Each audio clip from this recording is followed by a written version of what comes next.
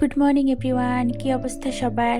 দেখেন নিশিরগুলো আমার পাতায়ও এসে পড়েছে। আমার মিষ্টি কুমড়া পাতাগুলোর নিচেও শিশির না নিশির যাই হোক শিশিরগুলো জমছে।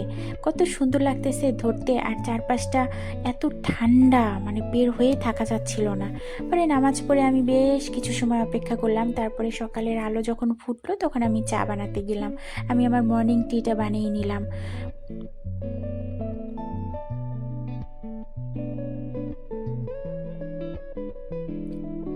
তো চা নিয়ে আমি বারান্দায় চলে আসলাম। অর্ধেক চা খাওয়ার পরে মনে পড়লো যে আমি তো ভিডিও করলাম না। পরে এই যে লাস্টের যতটুকু ছিল এটার ভিডিও নিলাম। এরপরে আমি একটু সকাল সকালে বাজারে চলে গেলাম। আমার অনেক ইম্পর্টেন্ট জিনিস শেষ হয়ে গেছিলো। এগুলো কিন্তু আসলেই অনেক বেশি ইম্পর্টেন্ট, এগুলো ছাড়া কোনো রান্নাই হবে না। পেঁয়াজ, রসুন, আদা, জিরা, তো ডাল ডাল ডাল তো আমার ফেভারিট। তো ডাল শেষ হয়ে গেছিলো, তো আমি অল্প করে সব কিছু নিয়ে আসলাম। পেঁয়াজটা একটু বেশি করে নিয়েছিলাম, পেঁয়াজটা বেশি লাগে। তারপরে আমি দুপুরের রান্নাটা করে নিলাম।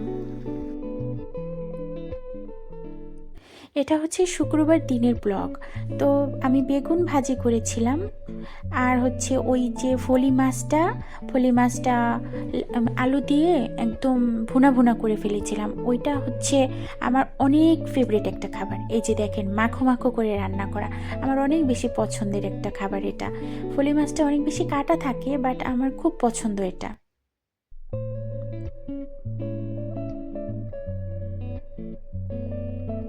আর এই মাছটা খেতে যে এত মজা লাগে। সন্ধ্যাবেলা আমার ফ্ল্যাটমেট ফিশ বারবিকিউ করেছিল, শুধু করেনি, কত সুন্দর করে ডেকোরেশন করেছে, এত সুন্দর লাগতেছিল দেখতে। আরেকজন পরোটা বানিয়েছিল, আর আমি লাস্টে চা বানালাম।